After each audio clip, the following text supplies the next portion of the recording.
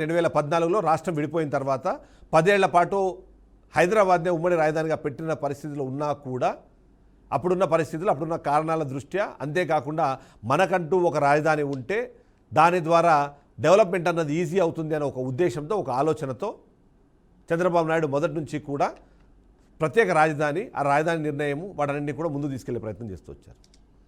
ఇక ఇప్పుడు కీలకమైన అప్డేట్ ఏంటి అని ఒకవేళ మనం డిస్కస్ చేస్తే అమరావతి రాజధానికి సంబంధించి గత 12 ఏళ్ల నుంచి కూడా ఎప్పటికప్పుడు మనం డిస్కస్ చేస్తూనే ఉన్నాము. 2014 నుంచి 19 5 ఏళ్ల పాటు కూటమి ప్రభుత్వం అధికారంలో ఉన్నప్పుడు టీడీపీ దాన్ని లీడ్ చేసినప్పుడు కూడా అమరావతి రాజధానికి సంబంధించిన అడుగులు పడ్డాయి. కానీ ఆ అడుగులు పర్మనెంట్ స్ట్రక్చర్ వైపు కానివ్వండి, పర్మనెంట్ ఆలోచన వైపు కానీ వెళ్ళలేదు అన్న ఆరోపణలు అయితే మనకు వినిపించాయి. ఇక 19 నుంచి 24 వచ్చేటప్పటికి జగన్మోహన్ రెడ్డి అధికారంలోకి వచ్చారు.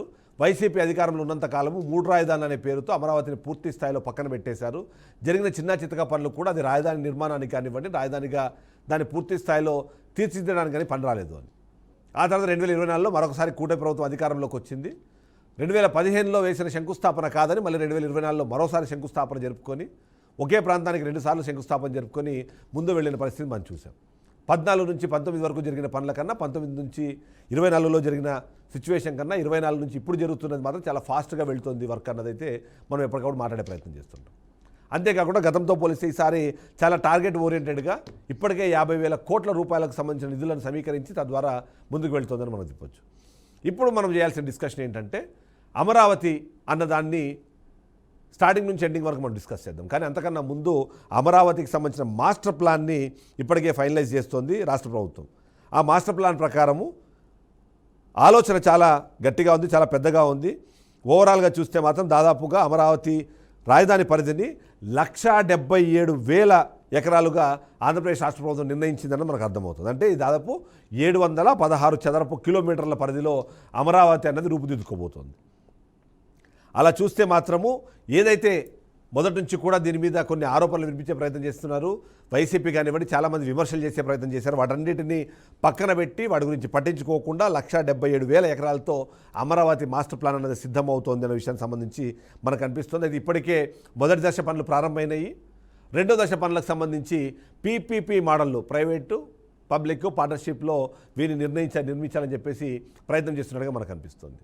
సో ఓవరాల్గా చూస్తే మాత్రం 177,000 ఎకరాలకు సంబంధించిన మాస్టర్ ప్లాన్ని బట్టి మనం చూస్తే 716 చదరపు కిలోమీటర్ల పరిధిలో దీన్ని రూపొందించాలనే ప్రయత్నం చేస్తున్నారు. చాలా మంచి నిర్ణయం, చాలా ముందుకు వెళ్ళే పరిస్థితులు. అదే సందర్భంలో నిజంగానే ఆంధ్రప్రదేశ్ రాష్ట్రానికి సంబంధించిన ప్రస్తుతం ఉన్న ఆర్థిక పరిస్థితుల్లో దీన్ని ఎలా పూర్తి చేయగలుగుతారన్న ప్రశ్నకు కూడా సమాధానం ఇచ్చే ప్రయత్నం చేస్తున్నారు.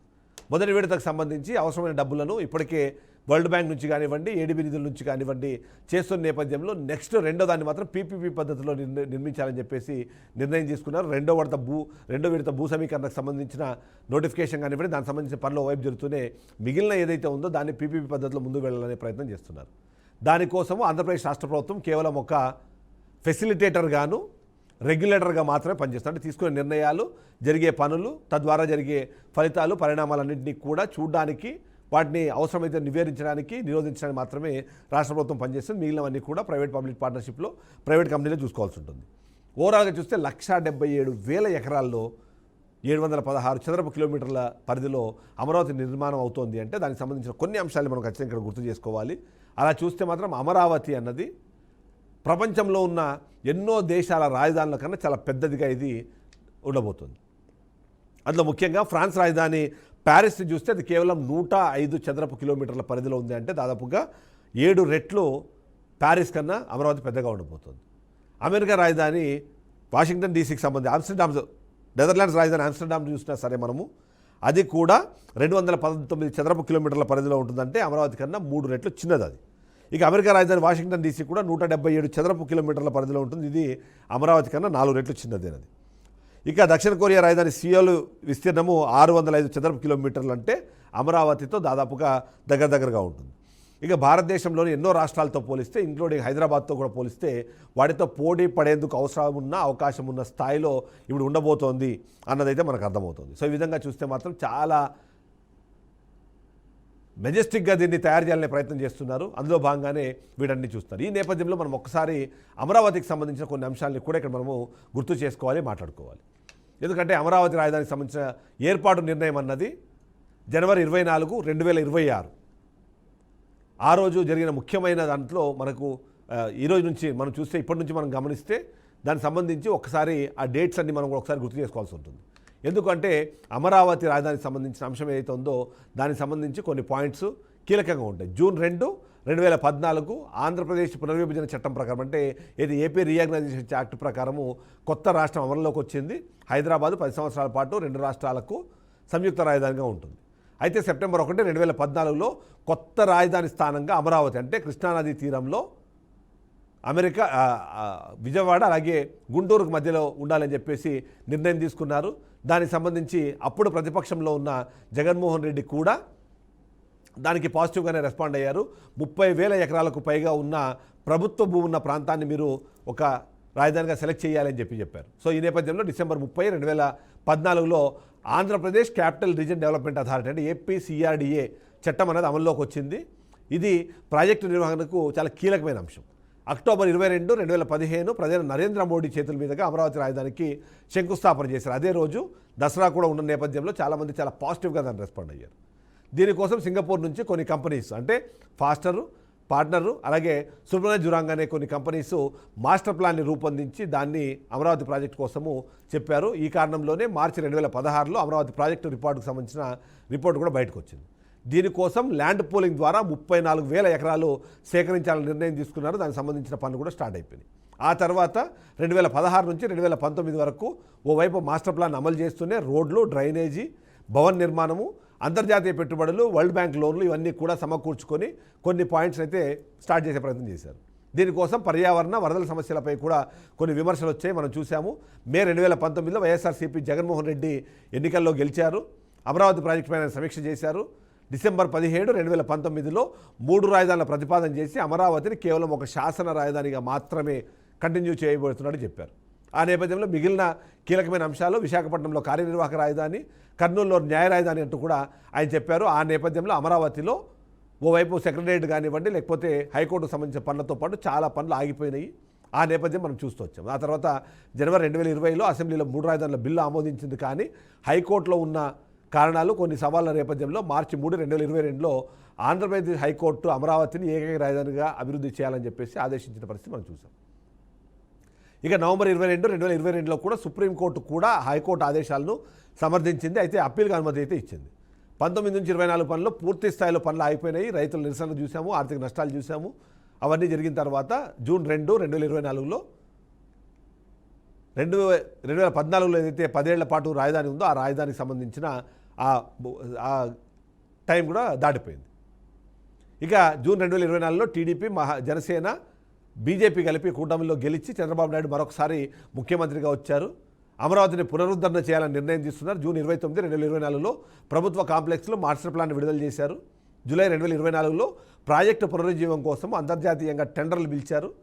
జనవరి 24, 2025లో మంత్రి పొంగూరు నారాయణ అమరావతిని సందర్శించి 3 సంవత్సరాల్లో నిర్మాణం పూర్తి చేస్తామని చెప్పి హామీ ఇచ్చారు. మే 2, 2025లో ప్రధాని మోడీ అమరావతి ప్రాజెక్టును రీస్టార్ట్ చేశారు.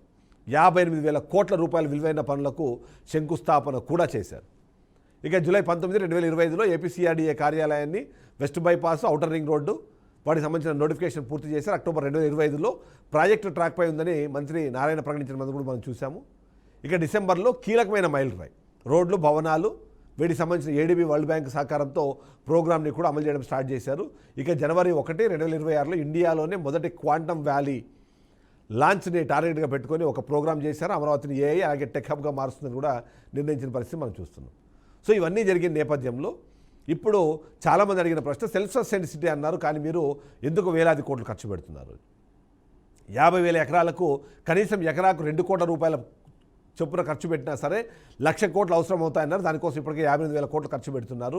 రాష్ట్రం ప్రస్తుతం ఉన్న పరిస్థితుల్లో అంత డబ్బులు దాని మీద ఇన్వెస్ట్ చేయడం అవసరమా అన్నది ఒక ప్రశ్న వినిపిస్తుంటే, అదే సందర్భంలో గత కొంతకాలంగా కొత్తగా అధికారంలోకి వచ్చిన కూటమి ప్రభుత్వం కూడా కొత్తగా లాంచ్ అవుతున్న ఫార్మ్ ఏవైతే కంపెనీస్ కానివ్వండి, ప్రాజెక్టులు కానీ అన్నీ కూడా వైజాగ్ సెంట్రిక్గా నడుపుతున్న దాన్ని చూపించి వైఎస్ఆర్సీపీ ఎప్పటికప్పుడు ఆరోపణలు చేసే ప్రయత్నం చేస్తుంది, విమర్శించే ప్రయత్నం చేస్తుంది. రాష్ట్రంలో ఉన్న అభివృద్ధిని మొత్తాన్ని తీసుకెళ్ళి మీరు అమరావతి కేంద్రీకృతం చేస్తున్నారు. కానీ బయట నుంచి వచ్చిన వాళ్ళు, ఇన్వెస్టర్లు వాళ్ళందరేమో వాళ్ళు కోరుకుంటున్న డెస్టినేషన్ మాత్రం ఖచ్చితంగా వైజాగ్ అని. అంతేకాకుండా ఋషికొండని బోడిగుండు కొట్టారు అని చెప్పేసి గతంలో చేసిన వ్యాఖ్యలు మనకు కనిపిస్తే ఇప్పుడు అదే దాన్ని ప్రజెంట్ చేసి ప్రమోట్ చేసే ప్రయత్నము టీడీపీ ప్రభుత్వం చేస్తున్న నేపథ్యం మనం చూసాం. ఋషికొండ ప్యాలెస్ అంటూ గతంలో మాట్లాడారు, కానీ ఇప్పుడు ఋషికొండ భవనాలు అంటూ వాటిని ప్రైవేట్ వాళ్ళకి అప్పగించే ప్రయత్నం చేస్తున్నారు. తద్వారా ఎంతో కొంత రాష్ట్రానికి ప్రయోజనం చేకూరేలాగా, దాని నుంచి ఎంతో కొంత రెవెన్యూ జనరేట్ అయ్యేలాగా ప్రయత్నం చేస్తున్నారు.